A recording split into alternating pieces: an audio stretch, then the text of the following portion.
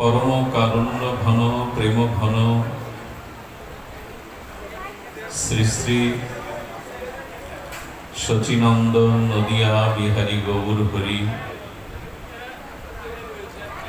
परम पावन पतित उद्धारण पतित तारण दाता शिरोमणि दयाल निताय चाँदेर महा अनुकंपाय श्री श्री गांधार्विका गिरिधारी अपार अनुकंपाय श्री केशवव्रती पुत बैशाखी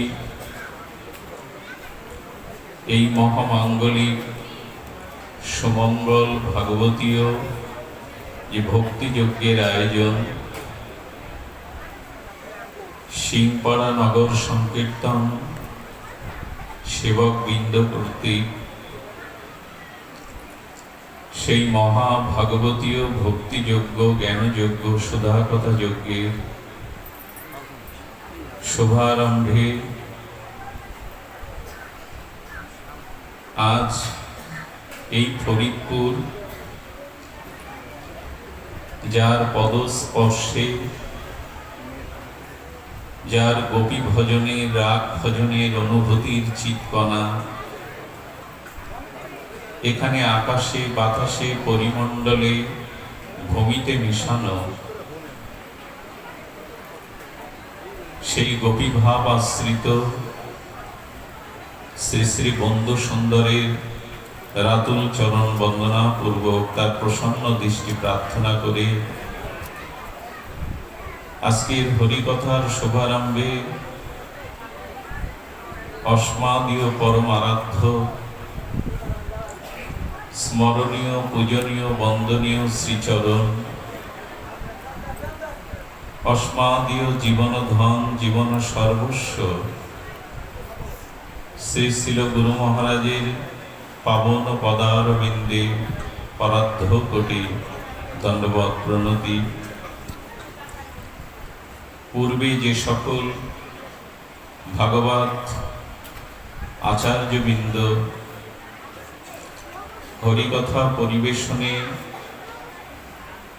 আপনাদের হৃদয়ে অমৃত সিঞ্চন করেছেন, সেই মহাদান শ্রী হরিকথা যারা পরিবেশন কীর্তন করেছেন পূর্ববর্তী ভাগবত আচার্যবৃন্দের চরণ বন্দনা পূর্বক তাদের একটু ফেলালভ আস্বাদনে ব্রতী হয়েছি।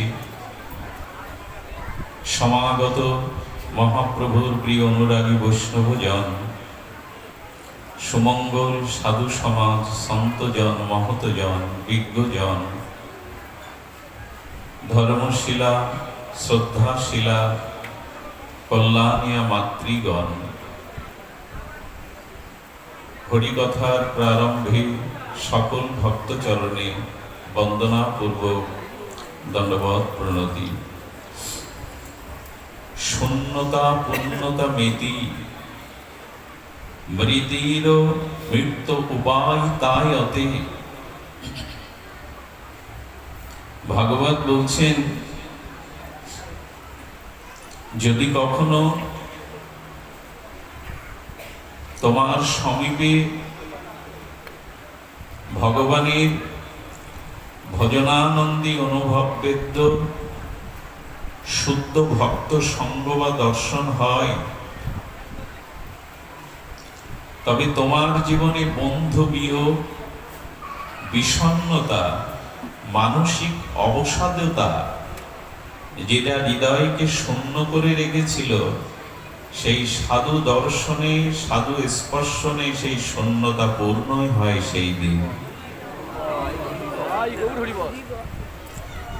যদি বন্ধু বিয়োগে মানসিক বিকারগ্রস্ত হয়ে হৃদয়ে শূন্যতা কখনো আসে, তবে ভগবানের একান্ত অনুরাগী ভজনানন্দী শুদ্ধ সাধুর সঙ্গ দর্শন স্পর্শন হলে জানবে সেই হৃদয়ের শূন্যতা আজ পূর্ণতা প্রাপ্ত হল। শুধু কি তাই, গৃহে যদি কারো মৃত্যু হয় আপনজনের বিয়োগে যদি মৃত্যুময় একটি অভিশাপ বিরাজ করে, সেই স্থানেও যদি ভগবানের প্রিয় কোনো ভক্ত সমাগম হয়, মানুষ কিছুক্ষণের জন্য হলেও সেই প্রিয়জন হারানোর মৃত্যু শোক পর্যন্ত ভুলে যায়। আর সেই যে মৃত ব্যক্তি, তার পারমার্থিক আত্মকল্যাণ হয় যদি সেই সাধু প্রার্থনাও করে দেয়। এমনই মহিমাপূর্ণ সাধু সমাগম, সাধু সঙ্গ এবং ভগবানের পাদপদ্মে আমাদের বহির্মুখী মন ভগবতমুখী বা ভগবত অভিমুখী প্রাপ্ত হয়। যেটি আপদ ছিল সেটি মহা সম্পদে রূপান্তরিত হয়। এই জন্য ভগবানের অশেষ বিশেষ কৃপা যদি কারো উপর বর্ষিত হয়, সেই জীব তখন সর্বমঙ্গলময় ভগবত সঙ্গ করার ভাগ্য পেয়ে যায়। সেই ভাগ্য আমাদের সম্মুখে উপস্থিত হয়েছেন যে আমরা সাধু সমাগমে শ্রীমদ্ ভাগবতীয় ভক্তি রসসুধা আস্বাদনে ব্রতী হয়েছি, সৌভাগ্য প্রাপ্ত হয়েছি। শাস্ত্রে বলেছেন, গঙ্গাদি পুণ্য তীর্থেষু নর স্নাতুমিচ্ছতি। কখনো কারো ভাগ্যে যদি হরির চরণচ্যুতা তিলক পাবনী শ্রী গঙ্গা দেবীর স্পর্শ বা স্নানের সৌভাগ্য হয়, তবে সেই গঙ্গা স্নানের থেকে অতীব সৌভাগ্য যদি কারো সাধু সঙ্গ কখনো হয়ে যায়। য করতি সতং সঙ্গ তয় সৎসঙ্গ পর। ভাগবত বলছেন, গঙ্গা স্নানে পাপ দূর হয়, মলিনতা দূর হয়, কিন্তু অনন্ত জন্মের বিষয়শক্ত অশুদ্ধ মন শুদ্ধ হয় সাধু সঙ্গের দ্বারা। এই জন্য গঙ্গা স্নানের থেকে শুদ্ধ সাধু সঙ্গ বড়া শ্রেষ্ঠ। সেই ভাগ্য আজ আমরা পেয়েছি। সাধু সঙ্গে কি হয়, হরিকথা শ্রবণ কীর্তনে কি হয় বললেন, তিনটি বিষয় মনোযোগ দিতে হবে। ভাগবত শ্রবণ সাধু সঙ্গে সফলতা প্রাপ্ত হয়, তার পরিপূর্ণতা আসে তিনটি জিনিস দিয়ে যদি শ্রবণ কীর্তন করেন।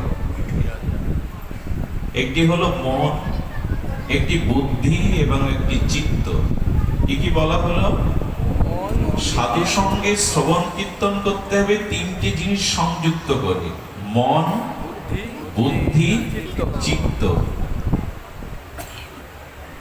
মন এই জন্য মনই শ্রবণ করে, কর্ণ শ্রবণ করে না।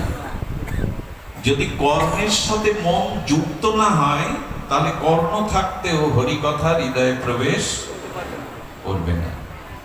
দেখবেন কারোর সাথে কথা বলছেন, কিন্তু তার মন অন্যমুখী হয়ে গেছে।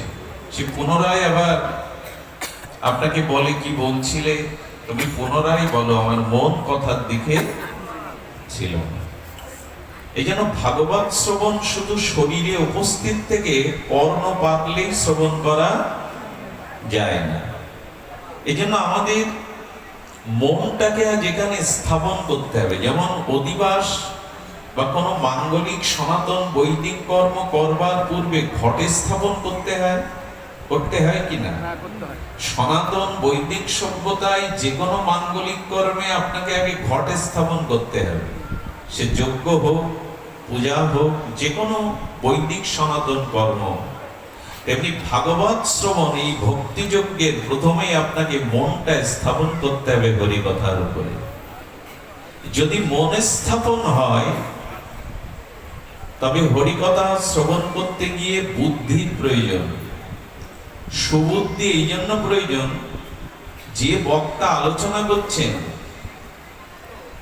সেই বক্তা বিভিন্ন সম্প্রদায় থেকে তারা আসেন। সম্প্রদায় তো একটা দুটো না। এখন বর্তমান কলিযুগে সম্প্রদায়ের বিস্তার হয়েছে, কিন্তু ধার্মিকতার বিস্তার কমেছে।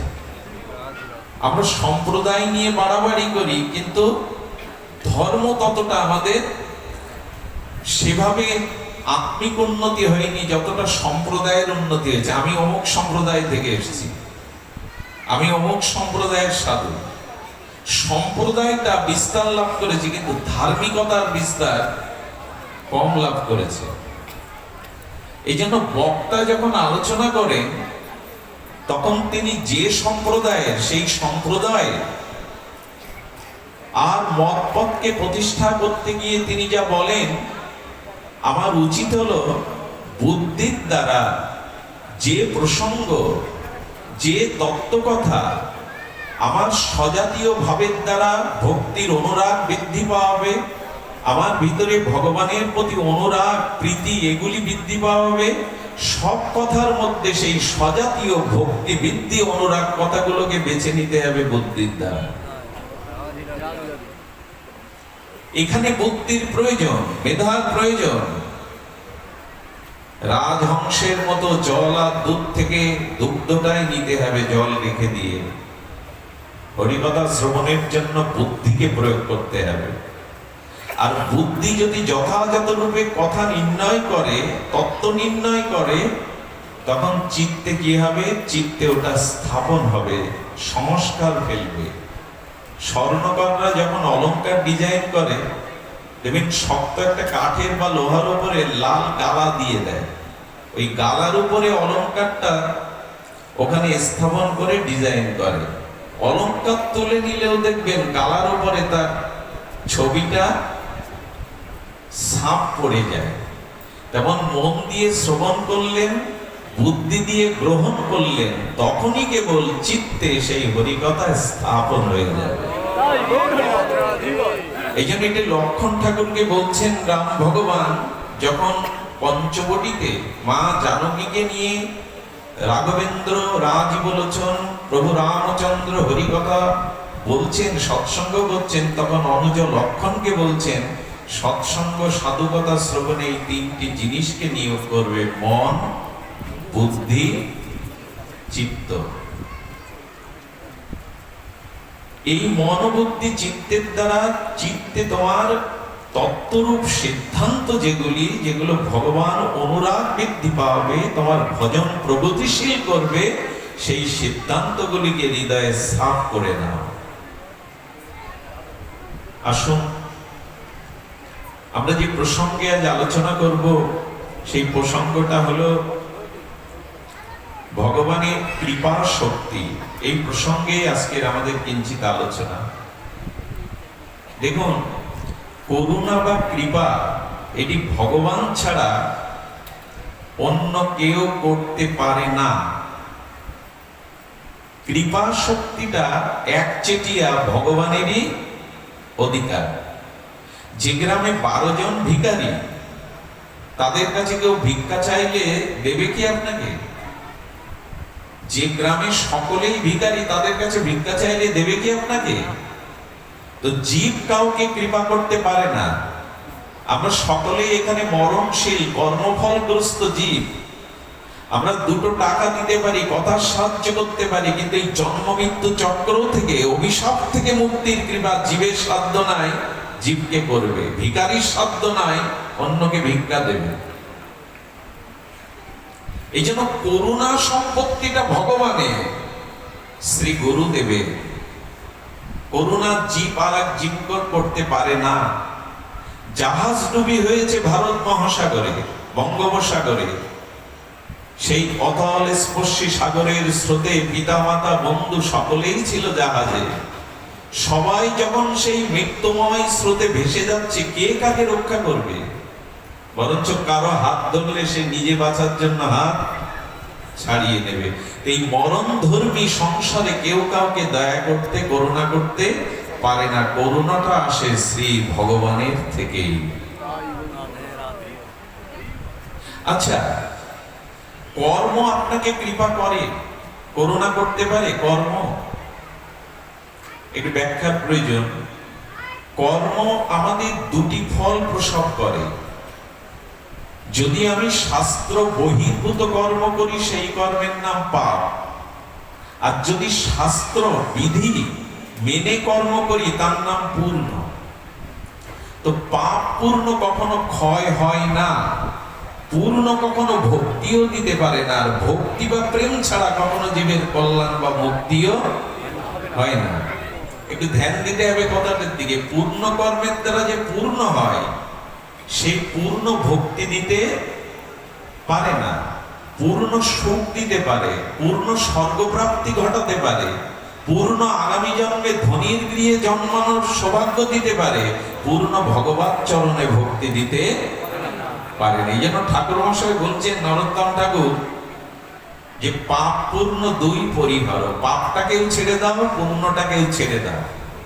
কর্মের ফল হলো দুটি, পাপ অথবা পূর্ণ, সুখ অথবা দুঃখ, অনুকূল অথবা প্রতিকূল পরিস্থিতি। এই জন্য কর্মের দ্বারাও কেউ ভক্তি লাভ করে ভগবানের কাছে যেতে, এটি কিন্তু একটা সিদ্ধান্ত। অনেক ব্যক্তি বলেন ধর্ম কর্ম পরে, আগে কর্ম করো। কিন্তু কর্ম তো তিন প্রকার। কোন কর্ম করব? কর্ম, অকর্ম না বিকর্ম? কর্মের রহস্য কি? কর্ম ততদিন করতে হবে যতদিন ভগবানের কথাতে, হরি কথাতে, ভগবত ভক্তিতে আমার নিষ্ঠা না আসবে, ততদিন কর্ম। এখন ভক্তি যেই এলো, ভগবানের শরণাগতি যেই এলো, তখন এই পাপ পুণ্য কর্মটা কমে যাবে। আবার শুনুন, যখনই আপনার হৃদয়ে ভক্তি গর্ভবতী হবে, ভক্তি এসে সঞ্চয় হবে, হরিকথাতে রুচি হবে, ভগবানের চরণে শরণাগতি আসবে, তখন এই পাপ পুণ্য কর্ম আপনার কর্মযোগ কমে আসবে। পরম পুরুষ রামকৃষ্ণ একটা দৃষ্টান্ত দিয়েছেন কথামৃতে, বড় মধুর দৃষ্টান্ত। কোন শাশুড়ি মা তার পুত্রবধূকে রাত দিন খাটিয়ে নেন, কটু কথা বলেন, কিন্তু সেই বৌমা যখন গর্ভবতী হয়, 7 মাস পূর্ণ গর্ভবতী হয়, এবং শাশুড়ি জানতে পারে আমার পুত্রবধূর গর্ভে আমার বংশের উত্তর পুরুষ আসছে, তখনই শাশুড়ি তার প্রতি আদরণীয় হয়ে বলে, মা কাজ কমিয়ে দাও, তুমি বসো, কাজগুলো আমি করে দিচ্ছি। কেন? কেন এটি বলে যে তার উত্তর পুরুষ, তার বংশধর পুত্রবধূর গর্ভে আসছে, তখন তাকে বরঞ্চ সে কাজ কমিয়ে, কর্ম কমিয়ে বিশ্রাম দিয়ে দেয়।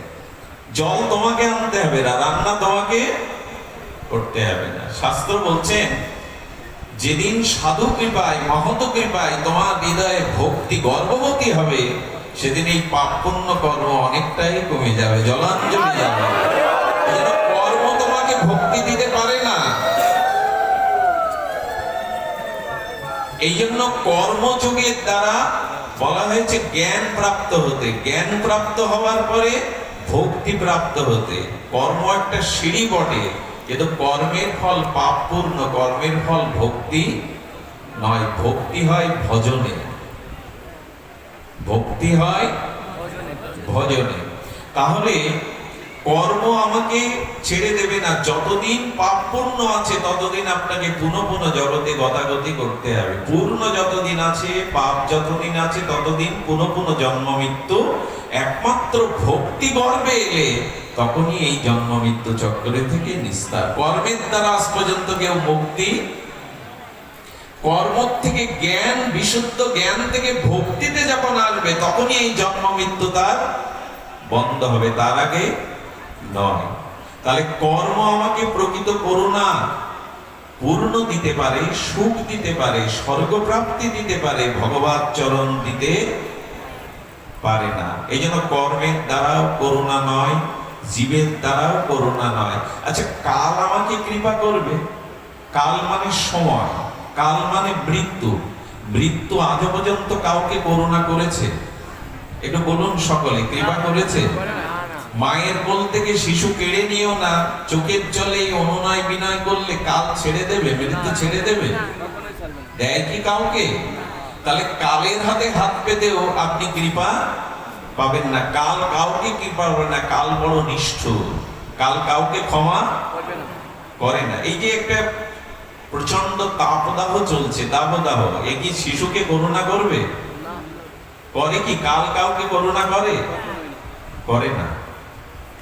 এই জন্য শাস্ত্র বলছে কালের কাছেও হাত পেতে তুমি করুণা পাবে না, কর্মের কাছে হাত পেতে তুমি পূর্ণ পেতে পারো, কিন্তু জন্ম মৃত্যু এড়াতে এই করুণা পাবে না।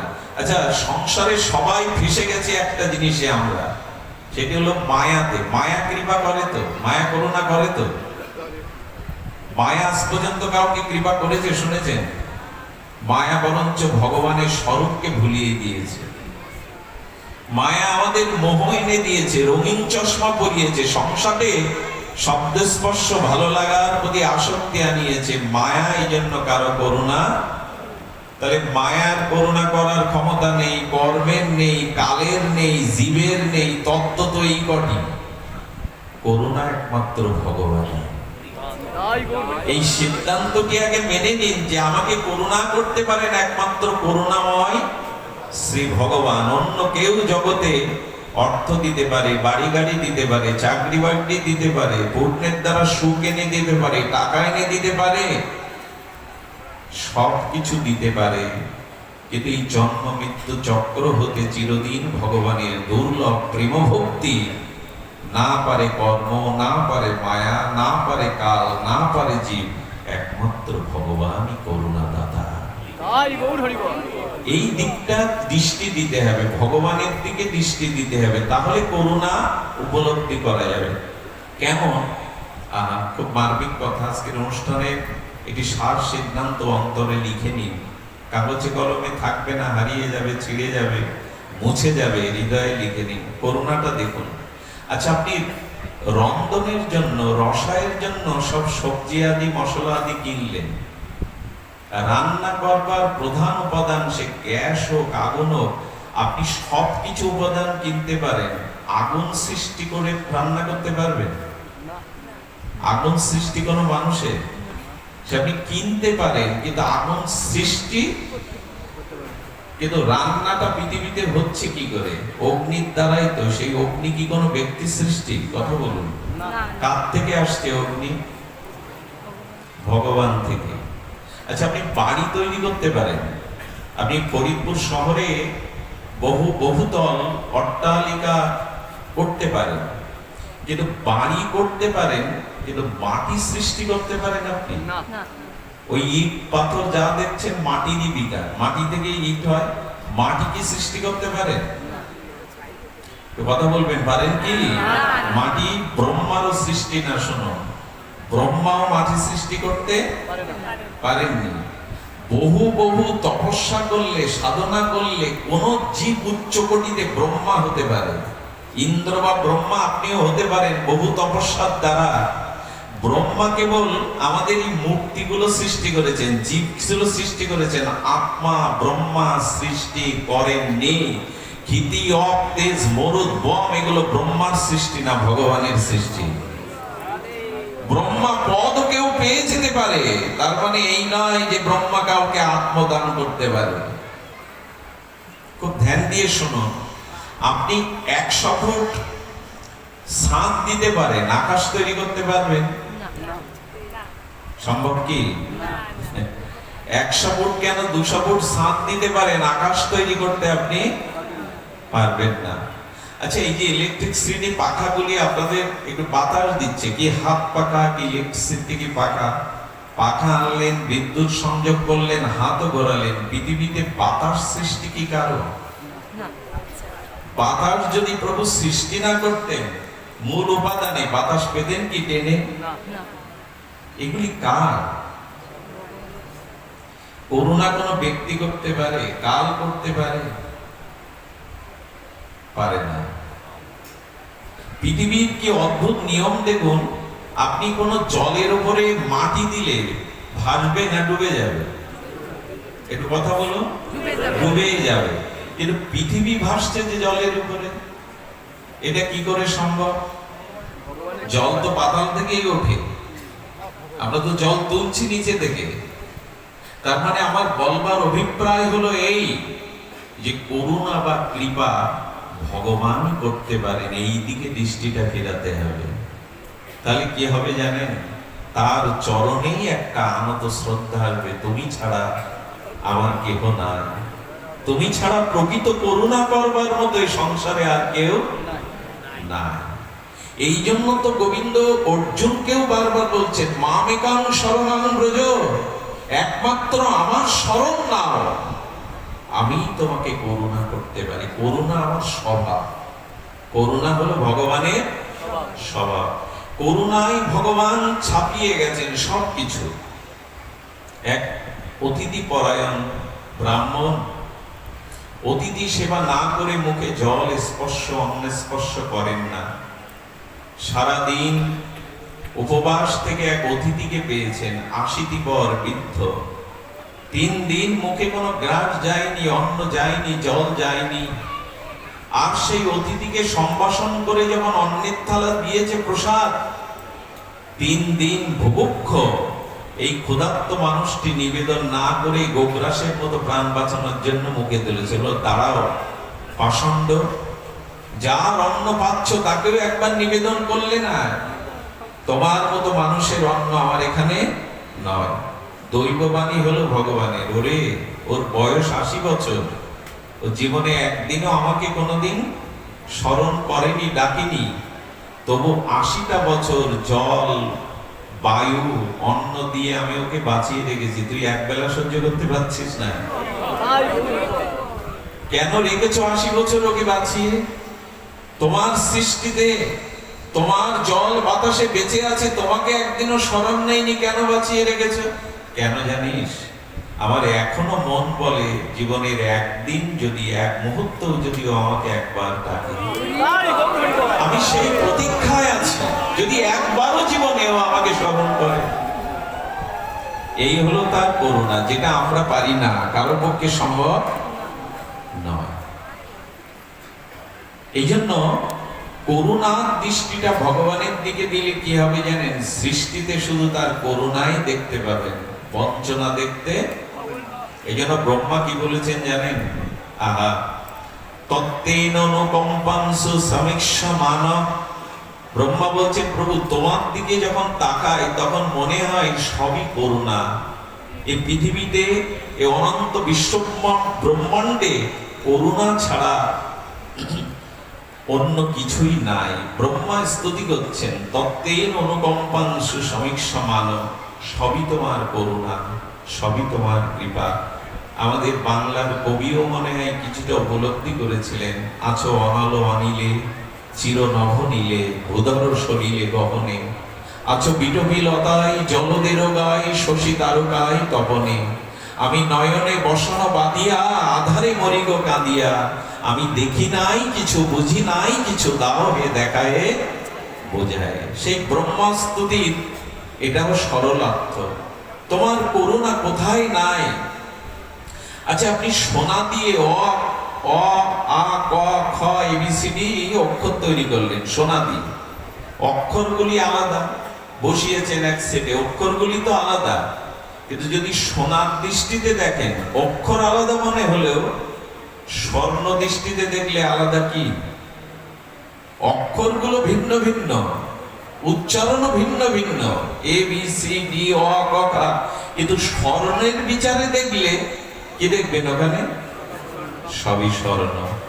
যাদের আত্মজ্ঞান হয়েছে গুরু কৃপায়, যাদের সার্বিক বিস্তার, আত্মার বিস্তার, আত্মার উপলব্ধি হয়েছে, তারাও এই পৃথিবীতে অনেক অসঙ্গতি থাকলেও সব অসঙ্গতির মধ্যে তারা ভগবানের করুণাকেই দেখেন, করুণাকেই দেখেন। দেখুন, ভগবানের দিকে দৃষ্টি না দিয়ে যদি নিজের দিকে দৃষ্টি দেন, দুটো অভিশাপ আসবে। খুব তাত্ত্বিক কথা, ধ্যান দিতে হবে। যদি কারো ভগবানের দিকে দৃষ্টি না যায়, যদি নিজের দিকে, সংসারের দিকে দৃষ্টি দেন, দুটো অভিশাপ চলে আসবে। সেই অভিশাপের নাম হলো রাগ এবং দ্বেষ। কি বললাম? রাগ মানে এখানে ক্রোধ না, রাগ মানে হলো আসক্তি, রাগ মানে হলো অনুরাগ। অনুরাগটা রাগের উপরে আরো গাঢ় হলে তাকে অনুরাগ বলে, রাগ ক্রমে বেড়ে অনুরাগের রূপ নেয়, কিন্তু বলা হয়েছে রাগ মানে আসক্তি। তো যদি ভগবানের দিকে দৃষ্টি না দিয়ে কেউ সংসারের দিকে, নিজের দিকে দৃষ্টি ফেরায়, তখন তার জীবনে দুটি জিনিস আসবে, রাগ, দেশ। দেশ মানে হিংসা বা বিদ্বেষ, আর রাগ মানে কারোর প্রতি বিশেষ প্রীতি বা আসক্তি। নিজের দিকে দৃষ্টি দিলে আপনার মধ্যে দুটোই আসবে, কারণ আমাদের মধ্যে আমরা যদি বিচার করি তাহলে আমার দোষও আছে, গুণও আছে। যেই আমি নিজের দিকে তাকিয়ে গুণটার চোখে ধরা পড়বে, সেই অভিমান আসবে। বা আমার মধ্যে বিদ্যা আছে, রূপ আছে, লোকপ্রিয়তা আছে, যশ আছে, তাই না?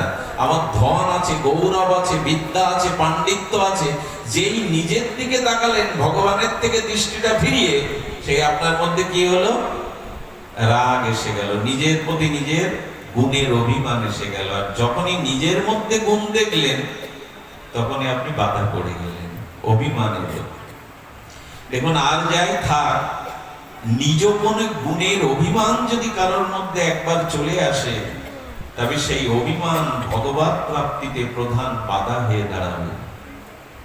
তার কারণ, দুর্যোধন আর বিদুরকে সামনে রেখে গোবিন্দ এই দৃষ্টান্ত জগতে দিয়েছিলেন। দুর্যোধন, তোমার রাজপ্রাসাদ, কিন্তু বিদুরের কুড়ে ঘর। আমি যাব বিদুরের বাড়িতে, কারণ রাজপ্রাসাদটা তুমি তোমার মনে করো, আর বিদুর কুড়ে ঘরটা আমার মনে করে। সামনে রেখে দৃষ্টান্ত দিচ্ছেন দুর্যোধন আর বিদুরকে। আরে দুর্যোধন, তুমি বলছো এই প্রাসাদটা তোমার, আর বিদুর বলছে কুড়ে ঘরটা। অভিমান থাকলে সামনে কৃষ্ণকে পেয়েও পাওয়া হয় না। নিজের মধ্যে যখনই কোনো গুণ দেখতে শুরু করবেন, তখন একটা অভিমান আসবে। সেটা রূপের হোক, ধনের হোক, বিদ্যার হোক, আসবে। আর ওই গুণের অভিমান ভগবৎ প্রাপ্তির প্রধান অন্তরায় হয়ে দুর্যোধনের দিকে তাকান। বলেন, কেশব, তোমার জন্য 56 ব্যঞ্জন রান্না করা হয়েছে, তো তুমি একটু মুখে দাও। এত কষ্ট করে রান্না করা হলো 56 ব্যঞ্জন। ভগবান তখন বলছেন, খাদ্য গ্রহণ করতে গেলে প্রথমে ক্ষুধা লাগে, সেটাই আমার নাই। 56 ব্যঞ্জন করেছে কপটতা করে, ভালো খেতে দেবো, ভালো গেট তোরণ নির্মাণ করব, ভালো ফুল ছড়াবো, যাতে কৃষ্ণ কুরুক্ষেত্রে আমার পক্ষে নেয়। এই কপটতা করে 56 ব্যঞ্জন রেঁধেছে। অথচ সেই ভগবান বলছেন, আমার নিমন্ত্রণ বিদুরের বাড়ি, তোমার এখানে না। আর ক্ষুধাই তো নেই, তো পাবো কি? বলে, প্রভু কৃষ্ণকে বলছেন, দুর্যোধন, নিমন্ত্রণ করলাম আমি, বিদুরের বাড়ি নিমন্ত্রণ মানে? নিমন্ত্রণটা কবে হয়েছিল জানেন? যেদিন প্রভাতে শুনেছে বিদুর যে তার প্রিয় গোবিন্দ আসবেন, সেদিন মনে মনে বলেছে, আমি জানি প্রভু আসবে তো দুর্যোধনের রাজপ্রাসাদে, আমার কুড়ে ঘরে তুমি কি চরণ রাখবে? ওই যে মনে মনে স্মরণ করেছে, তুমি কি আমার কুড়ে ঘরে তোমার চরণ রাখবে, ওই নিমন্ত্রণটা পাশ হয়ে গেছে ভগবানের কাছে। বলেন, দুর্যোধন, নিমন্ত্রণ তো বিদুরের বাড়ি, ওখানেই যেতে হবে আমাকে। আর সেই বিদুরানীর কাছে গোবিন্দ 20 বার একটানা বলেছেন, আমার বড় ক্ষুধা লেগেছে, খেতে দাও। এর অর্থ কি? যদি অভিমান দুর্যোধনের মতো থাকে, কৃষ্ণকে পেয়েও সেবা করাতে, তাকে সিংহাসনে বসাতে পারবেন না। তাই ভগবানের দিকে দৃষ্টি না দিয়ে যখন নিজের দিকে দৃষ্টি যাবে, গুণের কোন অভিমান আপনাকে অন্তরায় করে দেবে ভগবানের প্রাপ্তির পথে। আচ্ছা, যদি দোষ চোখে পড়ে, যদি দোষ চোখে পড়ে, তাহলে জানবেন হৃদয়ের অসন্তোষ আপনার বুঝবে না। মানুষ যখন নিজের মধ্যে নিজের দোষ এটিও, তখন তার চিত্ত প্রসন্ন হয় না। কারণ আকাশে নীল নীলিমায় পূর্ণিমার চাঁদও যদি ওঠে, আর মেঘ এসে যদি আস্বাদন দিয়ে দেয়, চন্দ্রিমা অবলোকন করা যায় না। পাপ হৃদয়ে থাকলে হৃদয়ে প্রসন্নতা আসে না। তো যখনই দোষ দেখবেন, পাপময় কোনো অশাস্ত্রীয় কর্ম দেখবেন, তখন সেই দোষ, আর নিজের মধ্যে দোষ দেখলে সব থেকে বড় সমস্যা হলো, ওই দোষ অন্যের মধ্যেও আপনি তখন দেখতে শুরু করবেন। দোষ তো সকলের আছে, দোষ তো সকলেই করে, ওর মধ্যেও তো দোষ আছে, তাই না? এই জন্য ভগবান বলছেন, এই রাগ আর দেশ, এই দুটি যদি তোমার মধ্যে থাকে, তাহলেও মন আমাতে আসবে না। তার কারণ দেখুন, আপনি বসেছে ফরিদপুরে, আমেরিকায় আপনি আপনার বন্ধুর চিন্তা করছেন, ও এখন অফিসে আছে না রাজপথে আছে, ও এখন খাওয়া দাওয়া করছে না ঘুমাচ্ছে। মন বলছে দেখো আমি তোমায় ফাঁকি দিয়ে আমেরিকায় চলে গেছি, কারণ রাগ আছে বলে বন্ধুর প্রতি। আর যদি কেউ শত্রু থাকে তাহলে দেখবেন সর্বদা ওর ক্ষতি হবে কখন, ওর নাশ হবে কখন, আমার ক্ষতিরও কি পরিকল্পনা করছে। অর্থাৎ রাগ দেশ আপনার মধ্যে থাকলে আপনার মনটা ভগবানে না গিয়ে ওই শত্রু বা মিত্রতে চুরি করে নিয়ে যাবে মন। এই জন্য ব্রহ্মা বলছেন তোমার দিকে যারা তাকায় তারা এই দুটি দোষ হতে জগতে মুক্ত হয়, রাগ আর দেশ। আর তোমার দিকে যদি কেউ দৃষ্টি দেয় তাহলে রাগ দেশটাও তোমার প্রতি চলে যায়। কি চলে যায়? ভগবানের যে শত্রু সে আমার শত্রু, ভগবানের যে মিত্র সেই আমার মিত্র। যে দুটি দোষ তোমার মধ্যে তোমাকে পতন ঘটিয়ে দেয়, ওটা যদি ভগবানের দিকে দৃষ্টি দিয়ে ভগবানের সাথে যুক্ত করো তোমার কল্যাণ হয়ে যাবে। ভগবানের যে শত্রু সে আমার শত্রু, ভগবানের যে মিত্র সে আমার মিত্র। একই বস্তু ওই দিকে ফিরালে, মানে ড্রেনের জলটা গঙ্গায় দিলে পবিত্র হয়, আর পুত পবিত্র গঙ্গার জল উল্টে ড্রেনে দিয়ে দিলে দূষিত হয়ে যায়। তো দৃষ্টি ভগবানের দিকে দিলে রাগ দেশটা ভগবানময় হয়ে যায়। এরকম জানে যে মেয়ের বিবাহ হয়, দেখেন একই গোত্রে বিবাহ সবসময় হবে এমন নয়। যে মেয়ের বিবাহ হলো শ্বশুর বাড়ি গেল, মেয়ের গোত্র বদলায় কিনা স্বামীর গোত্রের সাথে? কথা বলুন, বদলায় কিনা?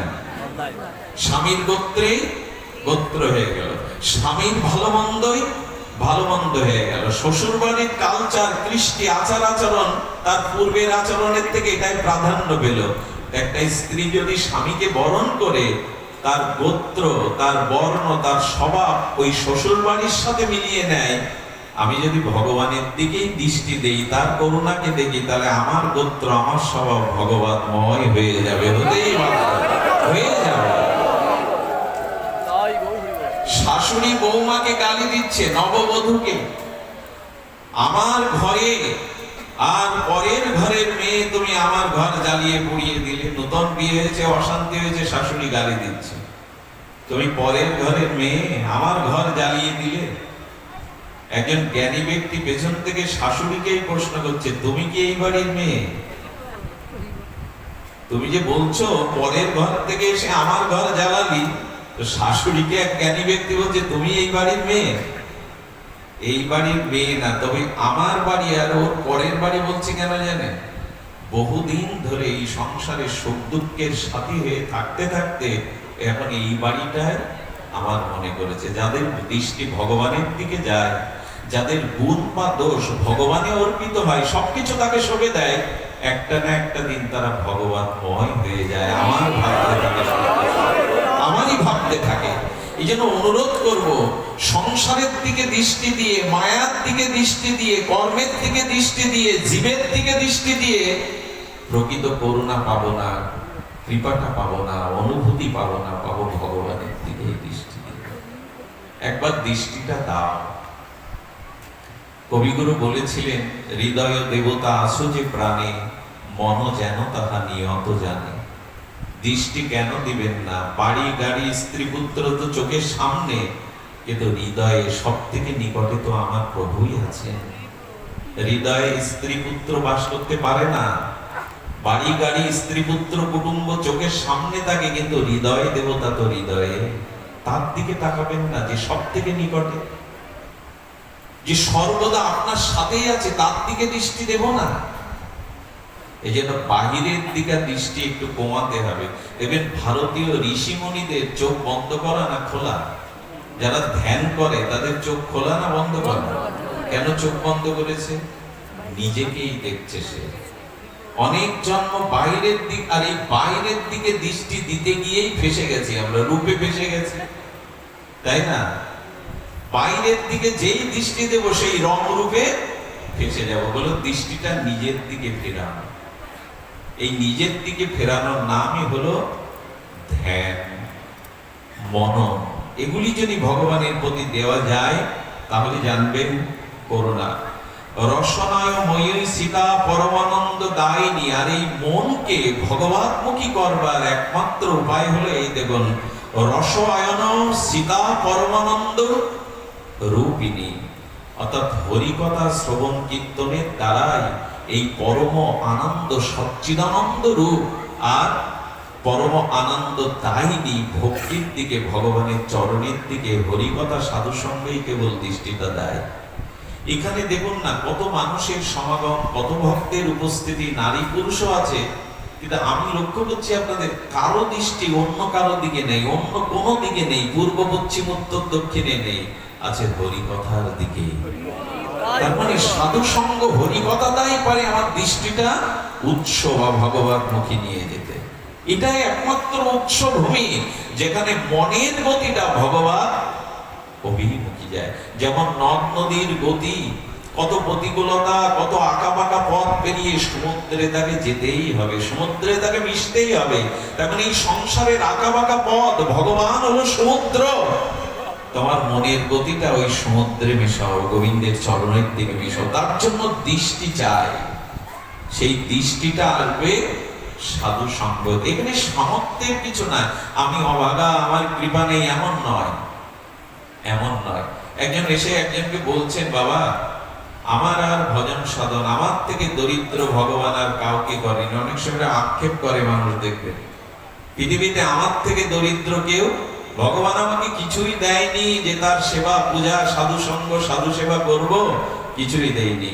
যাকে বলছেন তিনি মহাত্মা অনুভবী, তিনি বলছেন তোমার মধ্যেই এখন কোটি টাকা আছে, তা তুমি জানো, এবং সব সময় সেটা টাকা দিয়েও পাওয়া যাবে না, তোমার মধ্যে যে মূল্যবান সম্পদ আছে।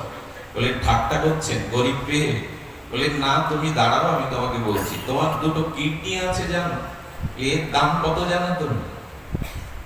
তখন বলছে না। বলে দেখো, কোন ধনী ব্যক্তির যদি কিডনি প্রয়োজন হয়, সে 20 লাখ টাকা দিয়েও তোমার কিডনি নিতে পারে। আচ্ছা, তোমার আমাদের ভেতরে যে কিডনিটা আছে, এটা বাবা মা দিয়েছে? এই সৃষ্টিকার, হার্টটা সৃষ্টিকার, বাবা মা রক্ত মাংস দিয়েছে, কিন্তু আত্মার সংযোগ না হলে হার্টও কাজ করবে না, কিডনিও করবে কি, লিভার কাজ করবে? আত্মা না থাকলে মৃত ব্যক্তির কাজ করে এগুলি? আত্মার সংযোগেই তো এগুলি সচল। বিদ্যুৎটা আছে বলেই তো পাখা ঘুরছে, বিদ্যুৎটা আছে বলেই তো শব্দ তরঙ্গ দূরে যাচ্ছে, বিদ্যুৎ চলে গেলে তো তদুপরি আত্মাটা ভগবানের। তিনি বলছেন তোমার চোখ দুটোর মূল্য কত জানো? অন্ধ ব্যক্তি যদি কিনতে চায় তোমার চোখ, ও তো এইভাবে হিসাব দিচ্ছে, লিভারটার দাম কত, হার্টটার দাম কত। বলছে তোমার মধ্যেই ভগবান কোটি টাকার সম্পদ দিয়েছে, যা চাইলেই টাকা হলেও সব সময় পাওয়া যায় না। তুমি নিজেকে অভাবী মনে করছো? কেউ যদি বলে ভগবান আমাকে কি দিল, বলে দুর্লভ মনুষ্য জন্ম, বিবেক দিয়েছে, এর থেকে কি চাও তুমি তার কাছে? ভগবান তোমাকে মনুষ্য জন্ম দিয়েছে, এর থেকে বড় উপহার কি চাও তার কাছে? যেটা দেবতারাও প্রার্থনা করে, কবে এই ভক্তির ভূখণ্ডে মুকুন্দ সেবা দুর্লভ মনুষ্য জন্ম পাবো।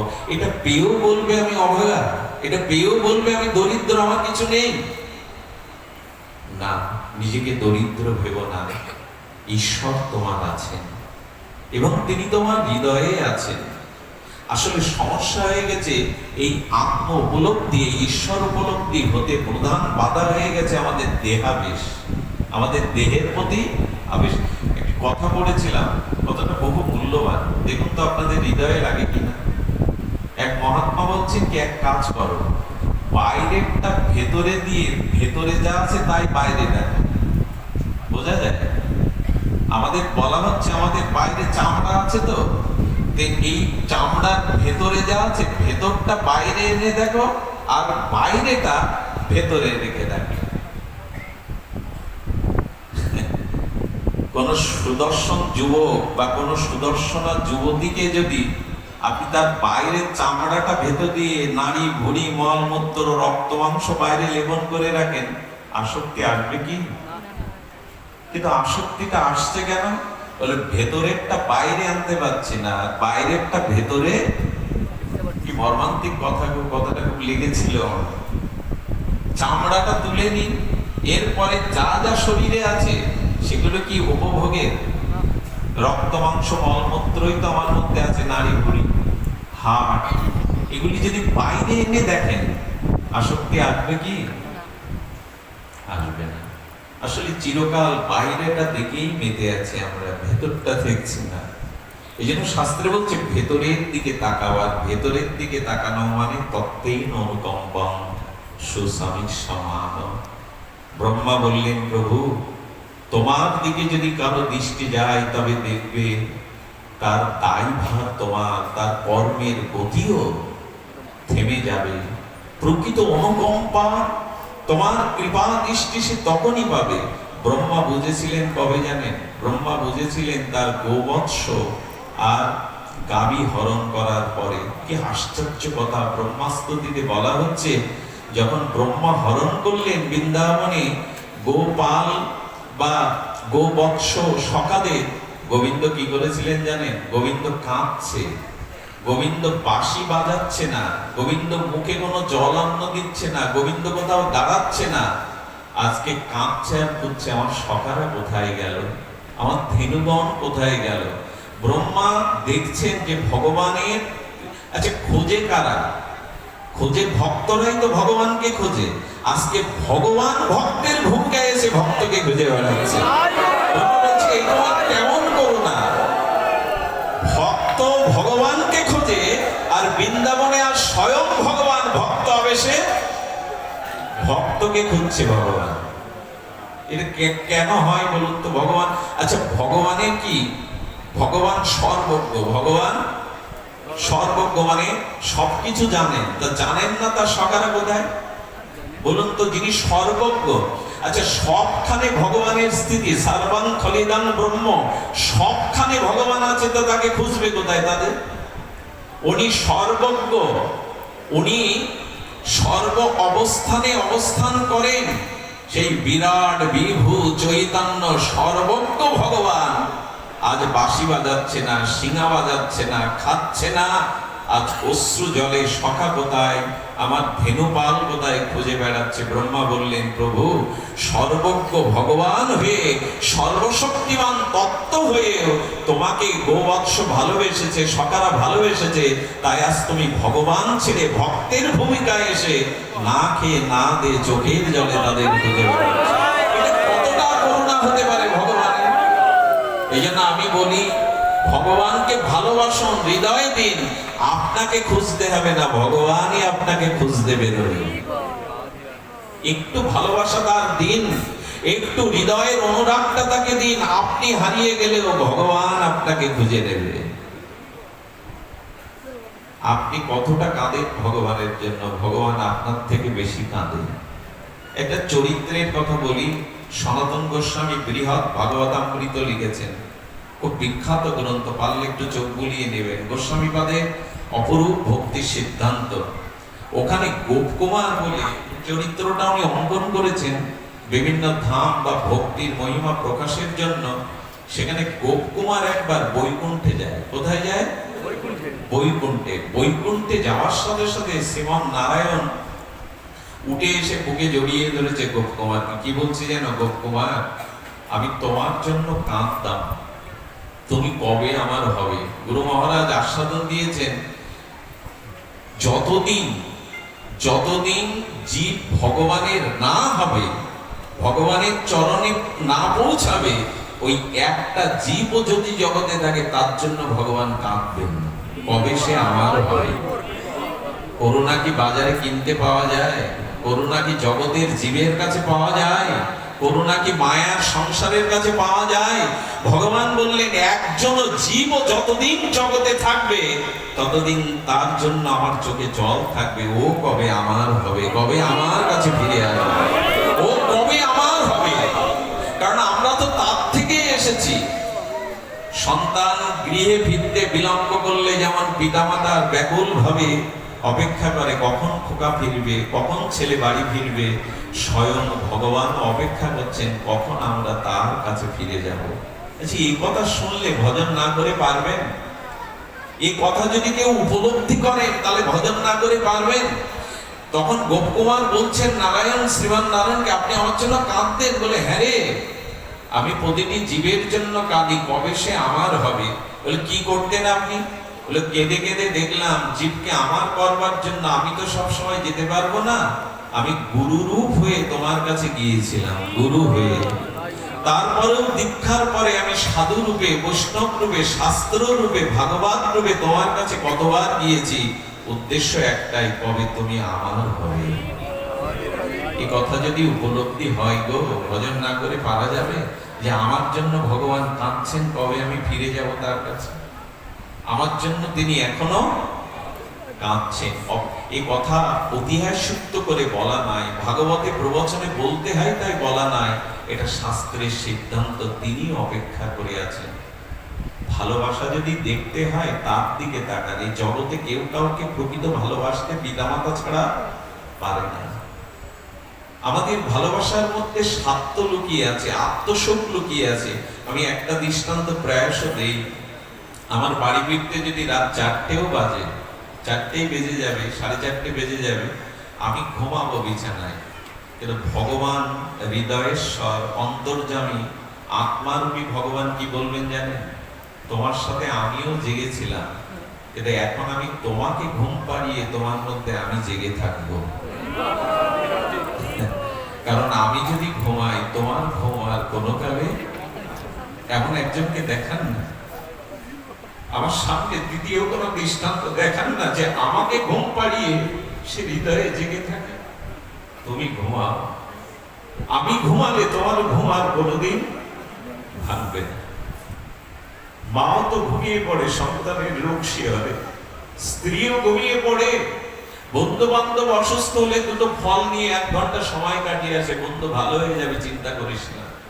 কিন্তু ভগবান বললেন, আমি সারাটি জীবন তোমার পাহারাদার হয়ে হৃদয়ে জেগে থাকি, তোমাকে ঘুম পাড়াই। এর মধ্যে দেখেন না একজন করুণা, এরকম করুণা কে করতে পারে আপনাকে? কেউ পারে না। এই জন্য করুণা একচেটিয়া ঈশ্বরেরই কাছে আছে, আমাদের কারো কাছে ওটা নাই। প্রকৃত করুণা, পরমাত্মিক করুণা, এটা শ্রী গুরু, শ্রী বৈষ্ণব, শ্রী ভগবানের একচেটিয়া সম্পত্তি। এই জন্য দয়া করে অন্য কারো মুখাপেক্ষি হয়ে থাকবেন না। কেন গীতাতে বারবার ভগবান বলছেন, মত চিত্ত মনটা আমায় দাও, আমাগত প্রাণ হও, সর্বস্ব আমাকে অর্পণ করো। কেন বলছেন? বলছেন এই জন্য, এর মধ্যে দিয়ে আমার প্রকৃত করুণা উপলব্ধি হবে, কৃপা উপলব্ধি হবে, তাছাড়া নয়। এই জন্য কখনো বলবেন না আমার সামর্থ্য নাই, ভগবান আমাকে কৃপা করেনি। তার করুণা তিনি ছড়িয়ে দিয়েছেন, তার কৃপার দান তিনি সর্বত্র ছড়িয়ে দিয়েছেন, শুধু উপলব্ধির অভাব। এই উপলব্ধিটার জন্য ভাগবতে আসতে হয়, সাধু সঙ্গ করতে হয়। এই উপলব্ধিটা কেমন জানেন? আমাদের মনে আছে, আমাদের গোবর্ধনে, খুব ধ্যান দিয়ে শুনতে হবে, গোবর্ধনে শ্রীনাথজি আছেন। শ্রীনাথজি গোবর্ধনের জাগ্রত প্রকট বিগ্রহ। শ্রীনাথজির মন্দিরে কুম্ভনাথ বলে একজন ভগবানের অতি প্রিয় সখা ভক্ত ছিলেন, সখ্য রসে। আসলে তার এত অভাব, মন্দিরে প্রতিদিন ভোগ ঠিকঠাক দিতে পারে না, উপাচার দিয়ে সময় মতো দিতে পারে না। তো গোবর্ধনবাসী সব ভক্তদের ডেকে বললেন, দেখো তোমরা যদি তোমাদের বাড়ি থেকে আমার শ্রীনাথজির জন্য একটু উপচার, 2-5 ভাগে উপচার একটু দিয়ে যেতে, তাহলে প্রতিদিন ভোগ হতো। ব্রজবাসীদের বলছেন, আমাদের মতো সাধারণ সবার ভোগ কি আর শ্রীনাথজি লাগবে? তো যাদের বলেছেন 5 জন 5 ঘর ছিল, ওখানে 5 জনের মধ্যে একজন ভিক্ষা করেই খায়। আগামী দিন তারই মন্দিরে ভোগ দেওয়ার কথা। বলুন তো, সারা রাত ঘুমায়নি শ্রীনাথজি। কুম্ভনাথের কৃপায় তোমার মন্দিরে একদিন একটু তোমার সেবা, আচার্যের সেবার সুযোগ পেলাম, কিন্তু আমার ঘরে তো কিছু নাই, আর আমি ভিক্ষা করে কখন আনবো সময় মতো মধ্যাহ্নে তোমার কখন ভোগ দেব? সারা রাত কাঁদতে কাঁদতে কাঁদতে কাঁদতে একমাত্র উপায় দেখলেন, ভোরবেলা গুরুদেবের চরণে পড়েছেন, প্রভু প্রভু কি করি বলুন তো, কিছুই তো নাই, হতচ্ছাড়া হবগা ভিখারি, আজকে শ্রীনাথজির ভোগে কি দেবে? গুরুদেব বললেন, শোন রে, এর পরেও তো তোর পালা আসবে, এক কাজ কর, দেখ মনে মনে ভগবানকে দিলেও ভগবান ওটা গ্রহণ করে। মনের মানুষে যদি কিছু দিস না, সেটাও ভগবান গ্রহণ করবে। গুরুমুখ বাক্যকে দৃঢ়তা সহকারে এনে কি করেছে জানেন? এনে মনে মনে উনুন জ্বালিয়েছেন, মনে মনে পাত্র দিয়েছেন, মনে মনে সবজি তৈরি করেছেন, মনে মনে রসাই করেছেন, পরমান্ন করেছেন, মনে মনে মিষ্টান্ন তৈরি করেছেন, করে বড় একটা পাতাতে কিছু ছোট ছোট দোনা পাওয়া যায়, বাটি পাওয়া যায়, ওতে এতে পরমান্ন, এতে মিষ্টান্ন, এতে সবজি, এইভাবে সাজিয়েছে। পাত্র কিন্তু খালি, মনে মনে যে রান্না করেছে সেই পাত্রতে তাই তাই সাজিয়ে পাতা দিয়ে ঢেকে নিয়ে গেছে মন্দিরে। যদি বলেন গল্প শোনাচ্ছ, গল্প না, শ্রীনাথজির ঘটে যাওয়া এই অপূর্ব ঘটনা, অন্তত মনটা তো দিতে পারি তাকে। মনটা দিলে কি হয় দেখুন, মনে মনেও যদি অলসতা থাকে আমাদের, মনটা যদি তাকে না দিই বড় ফেসে যেতে হবে। ফেসে তো গেছি আমরা। তো উনি কোম্পান্নাথজিকে বলছেন, প্রভু প্রসাদ এনেছি, এটা গ্রহণ করে। এখন ওপরে তো থালা দিয়ে ঢাকা, ওই যে পাতার থালা, উনি গিয়ে জল দিয়ে যেই নিবেদন করতে যাবেন, এদিকে বাইরের বারান্দায় পড়ে আছাড় খেয়ে কাঁদছে, শ্রীনাথ তুমি তো মনে মনে সব জানো, আমাকে তোমাকে দেওয়ার মতো সামর্থ্য নাই প্রভু, নিশ্চয় আমাকে এসে এখন তিরস্কার করবে, বড় কথা শোনাবে। প্রভু মনে মনে যা পেয়েছি গুরুদেবের বাক্যে তোমাকে দিয়েছি, গ্রহণ করো। কি বলবো আপনাদের, পূজারী যেই তুলে নিবেদন করতে যাবে, ও যা যা মনে মনে দিয়েছিল পাত্রগুলো শ্রীরামজি সব প্রসাদগুলো পাত্রে পরিপূর্ণ হয়ে গেছে। এখানে একটা দিব্য গন্ধ আসছে। নিবেদন করার পরে যখন ঘন্টা আসছে তখনও ভয় পাচ্ছে, কোম্পান্নাথ এসে আমাকে বড় কথা বলবে, তিরস্কার করবে, কিছুই তো দিতে পারিনি, দিয়েছি তো মনের সবকিছু পাত্রে, শূন্য পাত্র। কোম্পান্নাথজি বাইরে সেই প্রসাদ থেকে নিবেদন করার পরে কিছু প্রসাদ ওর হাতে নিয়ে দিয়ে বলছেন, আচ্ছা এই প্রসাদ কে করেছে রে, তুই করেছিস? মনে করছে ঠাট্টা করছেন আমার সাথে, কিছুই তো আনতে পারিনি, শূন্য। বলেন প্রভু কেন? বলেন দেখ, অনেকদিন তো ভোগ লাগায়, প্রসাদ হয়, কিন্তু আজকে যেন একটা চিন্ময় অপার্থিব আনন্দ পাচ্ছি ভগবানকে ভোগ লাগিয়ে। বলতো কে করেছিস? তুই করেছিস? বলেন ভোগের গন্ধ পাচ্ছেন মানে? বলেন তুই দেখ না, একটু চেয়ে দেখ। যেই পাতা উল্টো করেছে, দেখলো যা যা মনে মনে রান্না করে শূন্য পাত্রে রেখেছিল, সেই প্রসাদ গুলোই ভরে গেছে না, সেই পাত্রেই ভরে গেছে প্রসাদ গুলো। আমার বলবার অভিপ্রায় হলো এই, আপনি বাইরে সময় না পেলেও, সময় পাওয়া উচিত যদি না পান, কিন্তু মনে মনেও তার সেবা করুন, মনে মনেও তার লীলা চিন্তা গুলো করুন। মনটা যদি তাকে না দেন বড় ভুল হয়ে যাবে। যাকে তাকে দিতে নেই মন, জানেন, মনটাকে যাকে তাকে দিতে নেই ব্যথা পেতে হয়, কষ্ট পেতে হয়, অভিশাপ পেতে হয়।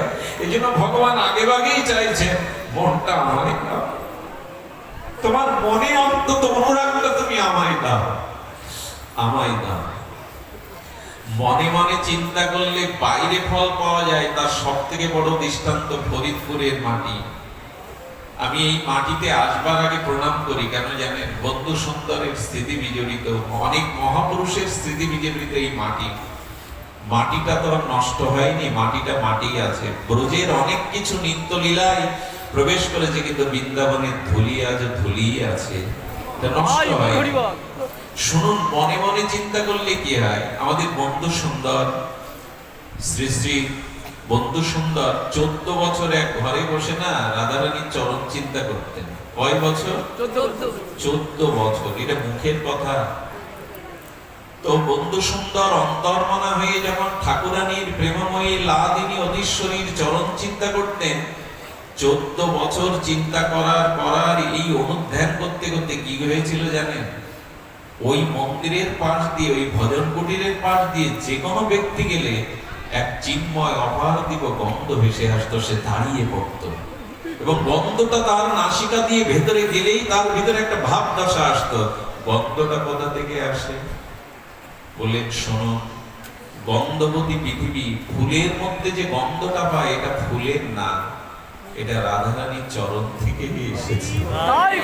গন্ধবতী পৃথিবী ঠাকুরের চরণ থেকে সুগন্ধ এসেছে। তাই যে চরণে এত চিন্ময় গন্ধ, যারা ভগবানের চরণ চিন্তা মনে মনে করে, তাদের গায়ের গন্ধটাও চিন্ময় হয়ে যায়। তাদের পাশ দিয়ে যারা যায় তাদের গায়ের বাতাসটা বড় মধুময় হয়ে যায়। ভজন এত পবিত্র জিনিস, ভগবানের চরণ চিন্তা এতটা শুদ্ধতা এনে দেয়। ওই চরণের, ওই যে চরণেই সর্বমঙ্গলময় আর মধুময় সুগন্ধ আছে। মধুবার্তা হৃদয়তে সিন্ধব মধু সিন্ধব, চারিদিকে মধু, কোথায় এই গন্ধ? সেই গন্ধের উৎস হলো ভগবানের চরণ।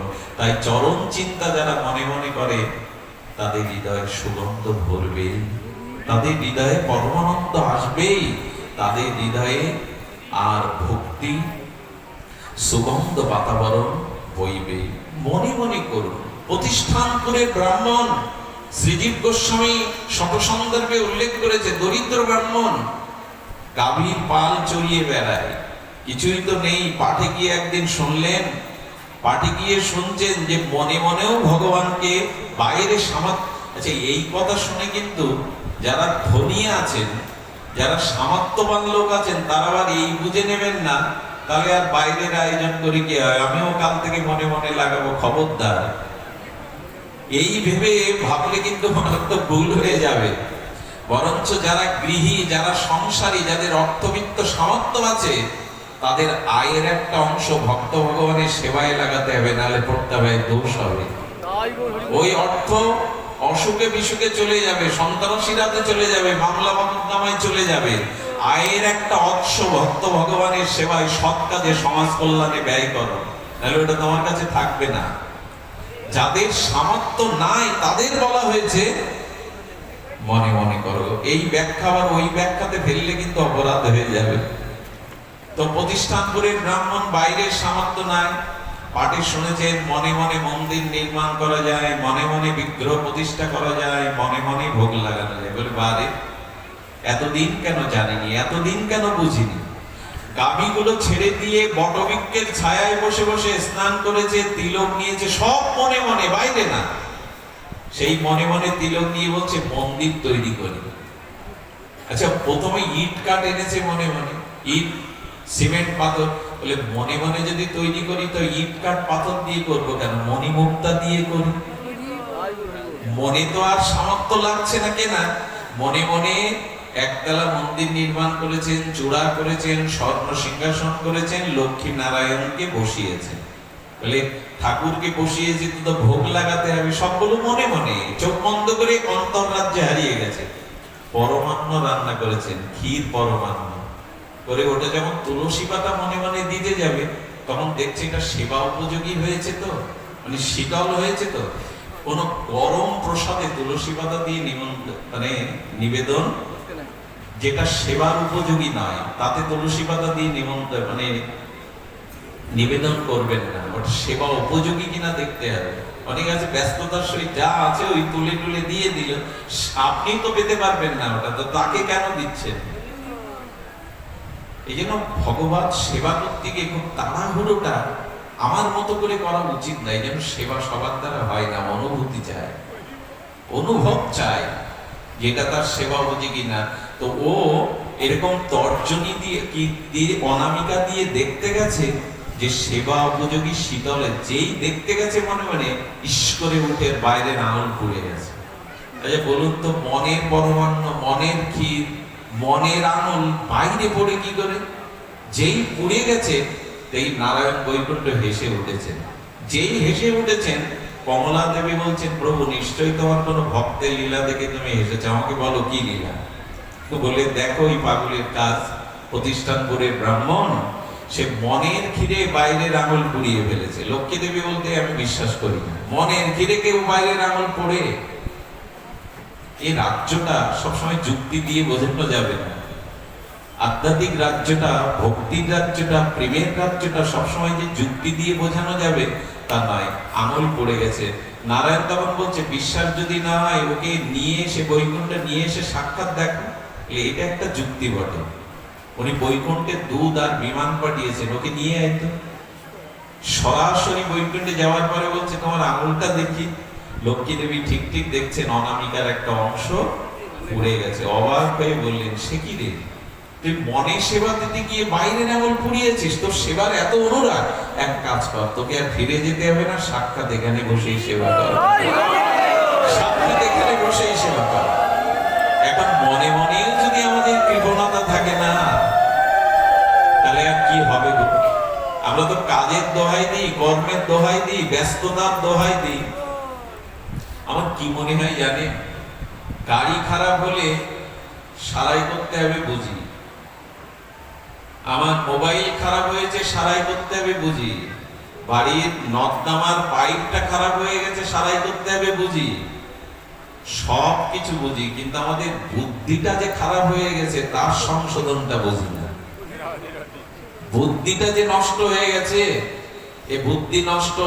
মাঝে দেখছি একটা যুবক ছেলে, কি করুণ দশা দেখুন, একজন সন্ন্যাসীকে দেখে বলছেন, কি গো বউ মারা গিয়েছিল, বাড়িতে অর্থের সংকলন ছিল না, তাই সন্ন্যাসী হয়েছে? কতটা বুদ্ধি বিপস্ত হলে একজন সন্ন্যাসীকে দেখে এই কথা বলা যায়? কি গো বউ মারা গিয়েছিল, কি গো অর্থের সংকলন ছিল না, বিরক্ত হয়ে খাওয়া পড়া পাচ্ছিলে না, তাই সন্ন্যাসী হয়েছে? সন্ন্যাসী ছিলেন বিজ্ঞ, এই জন্য কিছু বলেননি।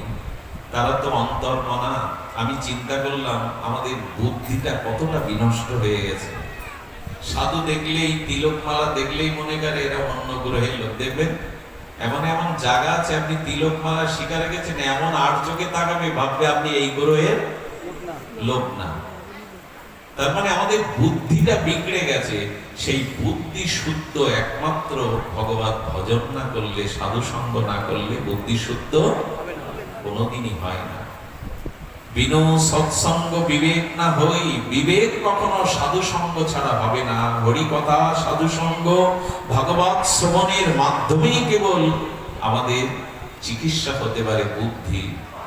গীতা বুদ্ধির শাস্ত্র। তদামি বুদ্ধি যখন কথাটা কেন গোবিন্দ বলেছেন, যে বুদ্ধি তোমাকে দিলে তুমি অনায়াসে আমার কাছে আসতে পারবে, আমি তোমাকে সেই বুদ্ধি প্রদান করব। তদামি বুদ্ধি যোগ।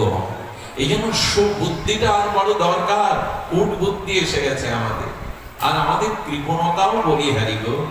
বহুদিন আগে বলেছি, বৃন্দাবন থেকে এসেছিলেন এক মহাত্মা, সেই গ্রামের সব থেকে ধনী ব্যক্তি, অথচ সব থেকে কৃপণ সে। তো তাকে বলছেন, বাবা ওনাকে যদি একটু হরিনাম দিতে পারতেন, ওনার দ্বারা সমাজে অনেক কাজ হতো। অনেক ধনী, কিন্তু উনি ভজনশীল নন, কৃপণ, খুবই কৃপণ। তো একদিন গুরুদেব গেছেন ওর ওখানে, সেই গ্রামের সবাই বলছে ভক্তরা, বাবা যদি ওকে কৃপা করেন। যেই গেছেন, বাবা ওকে পরীক্ষা করে বলছেন, ওম নমঃ নারায়ণায় নমঃ। ও চেয়ারে বসেছিল, শেখ তো চেয়ার ঘুরিয়েছে। উনি বুঝলো এই মন্ত্রেরও মনোভূত না। যেই ফিরেছে বলে কৃষ্ণায় গোবিন্দায় নমঃ, দেখছে আবার ঘুরিয়েছে, দেখছে রাম সীতাকে বলে জয় সিয়ারাম, তখন বলছে জয় সিয়ারাম। ও বুঝলেন রাম ভক্ত, নারায়ণ বা কৃষ্ণ ভক্ত। ওর বুদ্ধি বলেন, বাবা আপনি যাই করতে আসেন, আপনাকে আমি বসতেও বলতে পারছি না, অভিনন্দন জানাতে পারছি না, কারণ আপনার কোনো কথায় আমার ডাল ভিজবে না। বুঝতে পেরেছেন তো? এরকম বুদ্ধিও মানুষ আছে, সাধু বাড়ি গেলেও, সাধু গেলেও এরকম বলে বসে, আপনার কথায় আমার ডাল ভিজবে না। বাবা তো জ্ঞানী, শুদ্ধ মহাত্মা, তিনি বলেছেন ভালো জল হলে ডাল ভিজবে। কিছু কিছু কথা আছে, কখন কোন কথা কাজে লেগে যায় জানবেন। একটা কথায় ঝগড়াও বাঁধে, একটা কথায় আবার মীমাংসাও, একটা কথায় কারোর জ্ঞানের দরজা খুলে যায়, আবার একটা কথায় কারোর ভিতরে অজ্ঞানতাও।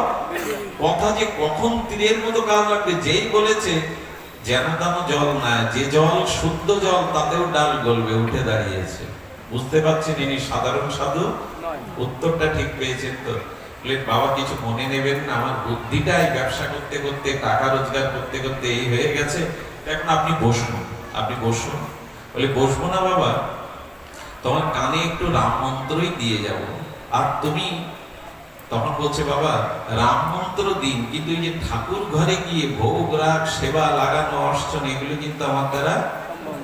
বাবা বলছেন, আমি তোমাকে যে ভজন দেব তাতে তোমার আয়োজন কিছু করতে হবে না, টাকাও ব্যয় করতে হবে। তখন আগ্রহ বেড়ে গেছে। বলুন বাবা, যদি টাকা ব্যয় না হয়, বাইরে বেশি সময় না ব্যয়, আপনি বলুন আমি করব। তখন আগ্রহ বেড়ে গেছে। বলেন স্নান করবে, একটা ধুতি করবে, 5 মিনিট সময় ঠাকুরের সামনে বসে মনে মনে যা ইচ্ছা রান্না করে তাকে দেবে। বলে এই হলে হবে? বলে এটাই আমি রাজি আছি, পয়সা ব্যয় নেই, বেশি সময় ব্যয় না, 5-7 মিনিট। এরকম করতে করতে না ও 2-3 দিন করেছে। বাবা বলে দিয়েছিল যদি ভালো লাগে সময়টা বাড়িয়ে দিস। একদিন কি করেছে জানেন? গুরুদেবের বিশেষ কৃপা পেয়েছে তো, মহতের কৃপা পেয়েছে তো, কৃপা ছাড়া তো হয় না। সদ্গুরুর কৃপা, তার প্রসন্ন দৃষ্টি পড়েছে। ওই এক বাটি পরমান্ন রান্না করে দিতে গিয়ে কি বলছে জানেন? 1 বাটি দেব, আর্ধেক কেটে রাখলে হতো না। দেখুন, মানুষ কৃপণতাটা বংশের দোষে আসে মানুষের। পিতার দোষে সন্তান মূর্খ হয়, আর মায়ের দোষে সন্তান দুঃখ পায় সংসারে, আর বংশের দোষে মানুষ কৃপণ হয়। কৃপণতাটা ওই জায়গায়ও পৌঁছে যায়, যার কৃপণ দোষ আছে তার ভজনেও কৃপণতা পৌঁছে যায়। ওরও গেছে, মনে মনে বলছে আর্ধেক কেটে রাখলে হতো না। যেই কাটতে গেছে, কি বলবো, সদ্গুরুর ভগবান প্রকট হয়ে গেছে।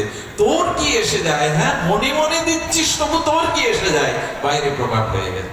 ভগবান, তুমি প্রকট হয়ে গেছো, হাত ধরে বলছেন কাটবি কেন? তোর কি আসে যায়? এই বস্তু কি তোর? বিশ্বাস করুন, এরপরে তার জীবন বদলে গেল।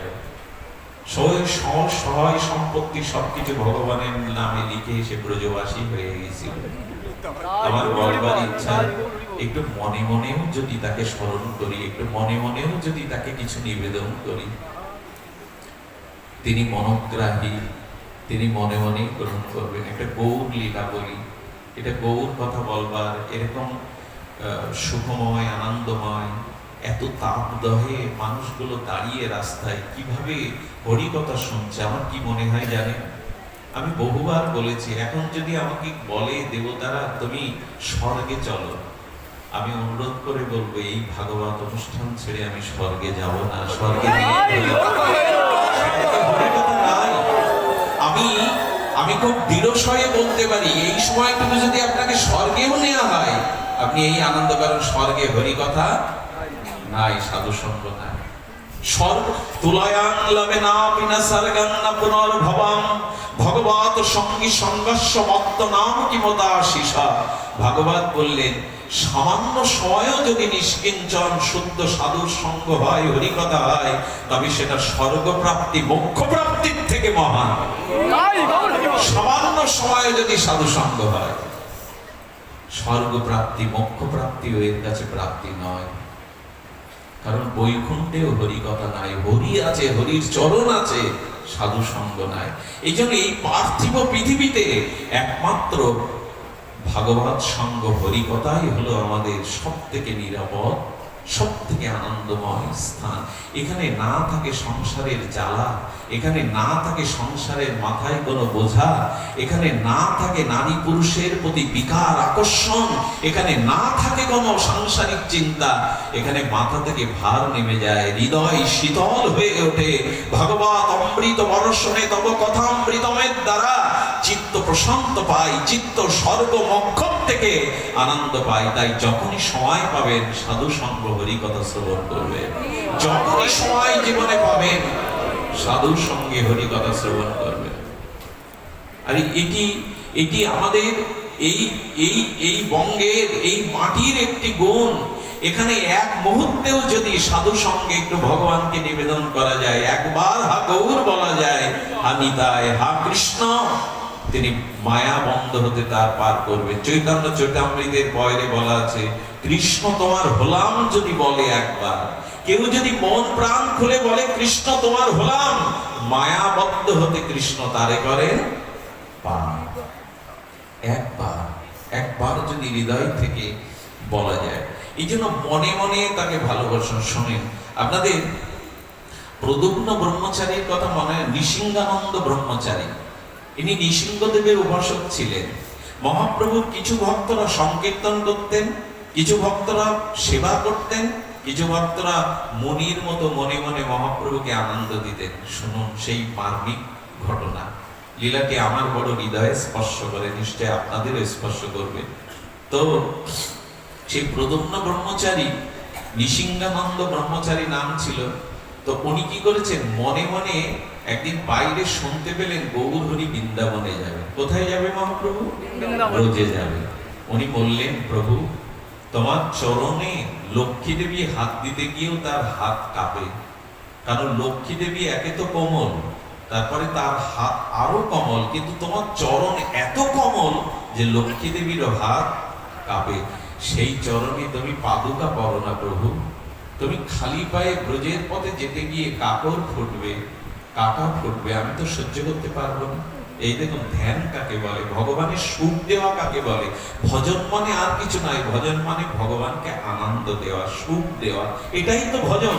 নিজ সুখের চেষ্টাকে ভজন বলে না, ভগবান বা প্রিয় পরমের সুখ দেওয়াকেই বলে ভজন। উনি মনে মনে কি করেছেন জানেন, বলে প্রভু তোমার বৃন্দাবনে যাওয়ার পথ আমি নতুন করে বাঁধিয়ে দেব।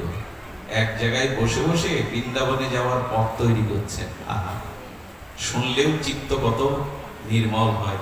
উনি কি করেছেন জানেন, ঘুরেছেন পথ। পথ করেছেন কোন পর্যন্ত? বিহার পর্যন্ত। বিহারের কানাইয়ের নাটশালা বলে একটা জায়গা আছে, কানাইয়ের নাটশালা, ওই পর্যন্ত প্রথমে ঘুরেছেন। কন্ট্রাক্টর যেমন প্রথমে এসে রাস্তা ডিপ করে ওই খোঁড়ার পরে কি করেছে জানেন, খ দিতে যাবে, পাথর দিতে যাবে, বললেন না আমি খ পাথর দেব না, আমি মণিমুক্তা দেব, আমার গৌর যাবে এই পথে বৃন্দাবনে, আমার গৌর সুন্দর যাবে, আমি কেন খ দেব? তো তখন মণিমুক্তা দিয়ে পথটা বাঁধিয়ে দিয়েছেন। দেওয়ার পরে বললেন কি, লোকে তো পিস দেয়, পিস দিতে পারবো না, আবরণ দিতে পারবো না। কি করেছে জানো মা? আহা, ফুল তুলেছে, ফুলের শক্ত অংশ গোটাগুলো বাদ দিয়ে পাপড়িগুলোর উপরে পথ ঢেকে দিয়েছে। আমার গৌর চরণ বিন্যস্ত হবে, যেন গৌর চরণে ব্যথা না লাগে। মনে মনে বসে বসে ফুল বিছিয়ে দিয়েছে, তারপরেও তার মন সন্তুষ্ট হচ্ছে না। বললেন, আচ্ছা প্রভু তো যাবে, আমি তো ফুল বিছিয়ে দিলাম, চরণে না হয় তাপ বা ব্যথা লাগবে না, কিন্তু সূর্যের কিরণ তো লাগবে প্রভুর অঙ্গে। চারিপাশ দিয়ে গাছ রচনা করে দিয়েছে যাতে ছায়া আসে, যাতে প্রভুর অঙ্গে সূর্যের কিরণ বা তাপ, একে বলে ভালোবাসা। জানেন, মা যেমন মলমূত্রের ভিজে বিছানায় শুয়ে সন্তানকে বুকে রাখে সারা রাত, ওর ঠান্ডা লাগবে, ভক্ত তেমনি ভগবান বৃন্দাবনে যাবে, এজন্য পথে ফুল বিছিয়ে দিচ্ছেন, রাস্তার দুহারে বৃক্ষরোপণ করছেন যাতে শীতল ছায়া আসে।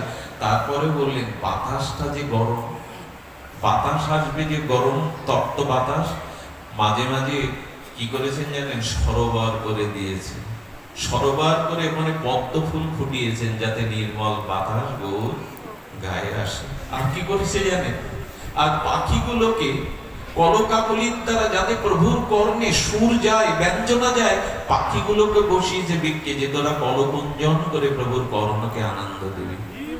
আচ্ছা আপনাদের কি মনে হয়, যে পথ রচনা করলেন ওই পথ দিয়ে প্রভু যাবে, না জগতের ভৌগোলিক পথ দিয়ে প্রভুকে যেতে হবে? কোন পথ দিয়ে?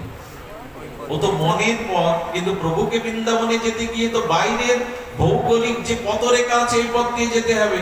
কিন্তু না, কবিরাজ কৃষ্ণ গোস্বামী লিখেছেন, যেদিন মহাপ্রভু ব্রজের উদ্দেশ্যে পা বাড়ায় না, সেদিন পাটা দিতে গিয়ে পাটা থেমে গেছে।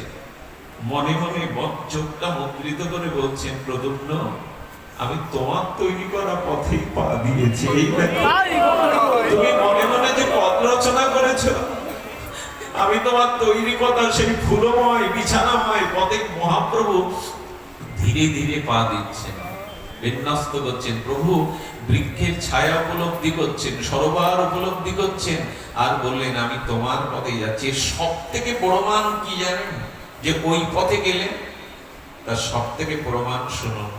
সব থেকে বড় প্রমাণ, মহাপ্রভু কানায় নাটশালা যে পর্যন্ত পথ করেছিলেন ওখানে গিয়ে থেমে গেলেন। বিজ্ঞ সনাতন গোস্বামী বললেন, প্রভু তোমার পেছনে লক্ষ কোটি লোক, যার পেছনে লোক হয় লক্ষ কোটি, বৃন্দাবনে নহে তার পরিপাটি। প্রভু হইচই করে বৃন্দাবনে যাওয়া যায় না, বৃন্দাবনে একাকি যেতে হয়, দুই একজনকে নিয়ে যেতে হয়। মহাপ্রভু বললেন, সনাতন তুমি বিজ্ঞ শিরোমণি। সেইখান থেকে মহাপ্রভু ফিরে এলেন। কেন জানেন, ভক্ত ভক্তির দ্বারা যে পর্যন্ত পথ রচনা করে ভগবান সেই পথ পেয়ে যেতে পারে, তার বেশি তিনি যেতে পারেন না। বৃন্দাবনে সেভাবে যাওয়া হয়নি তার। এই জন্য মনে মনে একটু ভগবানকে ভালোবাসুন, সেবা করুন, মনের মানুষে তাকে চিন্তায় আনুন। মনের মানুষ চিন্তনটা আমাদের রাগ ভক্তির অন্যতম। এই জন্য ঠাকুর মশাই বলেছেন, সাধন স্মরণ লীলা ইহাতে না করো হেলা, কাই মনে করিয়া সুসব। ঠাকুর নরোত্তম বলছেন যে মনে মনে সেই ব্রজলীলা নিকুঞ্জ লীলা স্মরণ করো, মনে মনে। আর যিনি বলছেন তিনিও করেছিলেন। আমাদের নরোত্তম ঠাকুর মশাইয়ের নাম হয়েছিল কি জানেন? লোকনাথ গোস্বামী তাকে কৃপা করে মঞ্জরি ভাব সাধনায় দিয়েছিলেন, চম্পক মঞ্জরি। আর বলেছিলেন, শোনো, রাধা মাধবকে প্রেম নিকুঞ্জ মন্দিরে প্রবেশ করাবে, নিকুঞ্জ মন্দিরে। সেই রাধা মাধবের বিলাস ও প্রেম মন্দিরের বাইরে দাঁড়িয়ে তুমি স্বর্ণ পাত্রে দুগ্ধ বর্তন করবে। সেই দুগ্ধটা ঘন হলে, সার হলে, আর স্বাদযুক্ত হলে তুমি দুটো স্বর্ণ গ্লাসে যখন প্রেম মন্দির থেকে শ্রান্ত হয়ে যুগল বেরোবে, তখন এই 2 গ্লাস দুগ্ধ তাদের সেবা দিও। এটা মনে মনে দিলেন। আহারে, মনে মনে ঠাকুর মশাইকে এই সেবা দিলেন। ঠাকুর মশাই মন্দির নির্মাণ করেছেন। ঠাকুর মশাই কি করেছেন? নিকুঞ্জ মন্দির সাজিয়েছেন, অষ্ট সখী সহ আর মঞ্জরিগণ সহ নিকুঞ্জ প্রেম মন্দিরে যুগলকে বসিয়েছেন সিংহাসনে। সেখানে মৃদুমন্দ চিন্ময় আলো, আর সেখানে ফুলময় আনন্দময় করে নিকুঞ্জ মন্দিরে, আর শ্যামা শ্যামকে ভেতরে বসিয়ে এদিকে স্বর্ণ কড়াইতে মনে মনে দুধ জাল দিচ্ছেন। ঘন গাভীর দুগ্ধ দিয়ে জাল দিতে শুরু করেছেন। এদিকে মনে হচ্ছে দুধ জাল দিতে গিয়ে, সার হতে গিয়ে, স্বর পড়তে গিয়ে একটু দেরি হবে। আমি কান পেতে শুনি তো প্রিয়া প্রিয়ম রাধা শ্যাম কি বলা বলি করছে। কান পেতে মনে মনে শুনতে গিয়ে হঠাৎ নাসিকায় এলো দুগ্ধ পড়ার গন্ধ। এটা গল্প নয় গো, মাত্র 200-250 বছর কি তার থেকে কিছু বছর পূর্বের এসব ঘটনা। এগুলো মিথ্যা নয়। মনের নাসিকায় শুনতে পেলেন দুগ্ধ পড়ার গন্ধ। পড়েছি কি আমি সেবা বুঝিনি, আমি সেবা জানিনি, আমি অপরাধ করেছি। সেই কড়াইটা দ্রুত নামাতে গিয়ে মনের বাইরে 2 হাত পড়ে গেল। লীলা স্মরণ কি মিথ্যা? মিথ্যা নয়। আমি জগতে দেখেছি, জগতের ইতিহাস পড়েছি, যদিও এই ইতিহাস বলবার জায়গা এটা নাই। লাইলি মজনুর ইতিহাসে দেখেছি, লাইলিকে মারলে নাকি মজনুর গায়ে তার দাগটা, এটা কখনো হয় জানেন? যমজ সন্তান দেখেছেন, একজনের অসুখ হলে আর একজনেরও হয়। তো ভক্ত ভগবানের মনের সাথে যখন মিল হয়ে যায়, এক হয়ে যায়, তখন এই মনে যা ঘটে ওখানেও তাই ঘটে। এই মনে মনে যা আছে ওখানেও তাই। ভজন সাধনটা বাইরের বেশি লাফালাফির জিনিস না, ভজন সাধনটা মনের জিনিস। মনটা না দিতে পারলে শুধু বাইরে লাফালাফি ঝাপাঝাপি করে হয় না। বাইরে দরকার, কিন্তু দরকার সাধন স্মরণ লীলা ইহাতে না করো হেলা। সঙ্গে সঙ্গে হাতটা দেখে গুরুদেবের কাছে গেছে। গুরুদেব বলছে, কিরে হাত ডেকেছিস কেন? কি হয়েছে? হাত ডেকেছিস কেন? হাতে মালা? বলছে কিছু বলছে না। চরণে পড়ে বললেন, অভাবকে তাড়িয়ে দিন, অভাবকে সাজা দিন। যে সেবা দিলেন আমি সে সেবা যোগ্য নই। আমি দুধটাই পুড়িয়ে ফেলেছি, দুধটাই তাদের সেবা দিতে পারিনি, আমি অযোগ্য, আমি অভাগ, আমাকে তাড়িয়ে দিন। গুরুদেব বললেন, করেছিস কি? বলে, দুধ লাগাতে গিয়ে হাত পুড়িয়ে ফেলেছি, দুধটা পুড়িয়ে ফেলেছি। গুরুদেব বুকে টেনে নিয়ে বললেন, আজ তোর সেবা সার্থক হলো, আজ তোর সেবা রাধারানী গ্রহণ করেছে। আজ তুই প্রকৃত অর্থেই তোর সেবাটা রাধামাধবকে দিতে পেরেছিস। তিনি গ্রহণ করেছেন, তিনি গ্রহণ করেছেন। এই জন্য অনুরোধ করব, বাইরের সংসারে আমাদের আবিলতা আছে, বাইরের সংসারে আমাদের কাজ আছে, কিন্তু মনে মনে মনে মনে ভগবানের স্মরণ করবেন। আর সব থেকে বড় হলো ভজনের মধ্যে শ্রেষ্ঠ নববিধা ভক্তি। কৃষ্ণ প্রেম, কৃষ্ণ দিতে ধরে মহাশক্তি, তার মধ্যে সর্বশ্রেষ্ঠ নাম সংকীর্তন। নির অপরাধে লইলে নাম পাবে কৃষ্ণ প্রেমধন। হরে কৃষ্ণ কৃষ্ণ কৃষ্ণ হরে হরে, হরে রাম রাম রাম হরে হরে। প্রভু কহে কহিলাম এই মহামন্ত্র, ইহা গিয়া জপসভা করিয়া নির্বন্ধ, ইহা হইতে সর্বসিদ্ধি হইবে সবার, সর্বক্ষণ বলইতে বিধি নাই আর। নাম চিন্তামণি কৃষ্ণ চৈতন্য রস বিগ্রহ, পূর্ণ শুদ্ধ নিত্য মুক্ত অভিন্ন আত্মা নবীন। একটা অনুরোধ করব, মনটাকে ভগবানের লীলায় ফেলে রাখুন, আর জিহ্বাটাকে মৃদুমন্দ ভগবানের নামের সাথে যুক্ত করে দিন। এই মন এবং স্মরণ এবং কীর্তন, লীলা স্মরণ এবং জিহ্বায় ভগবানের দিব্য নাম উচ্চারণ, এই দুটি জিনিস যদি সংকলিত হয়, যদি আপনার অভ্যাসে হয়, তাহলে জানবেন আর পুনর্জন্ম প্রয়োজন হবে না। এই জন্মেই তিনি চরণে নিয়ে নেবেন, এই জন্মেই তিনি চরণে নিয়ে নেবেন, যদি জিহ্বাটাকে কাজে লাগাতে পারেন। আর এই সুখদেব গোস্বামী বললেন, কলিহত জীবের অল্প আয়ু, মূঢ় মস্তিষ্ক, এদের সামর্থ্য কম। এদের দুটি জিনিস করলে কৃষ্ণ কৃপা পাবে, জিভটা নাড়াতে হবে আর কানটা খাড়া করতে হবে। কান খাড়া করে সাধু মুখে হরি কথা শুনতে হবে, আর জিভটা হরি নামে নাড়াতে হবে। এটাও যদি আমরা না করি, উপায় কি বলুন তো?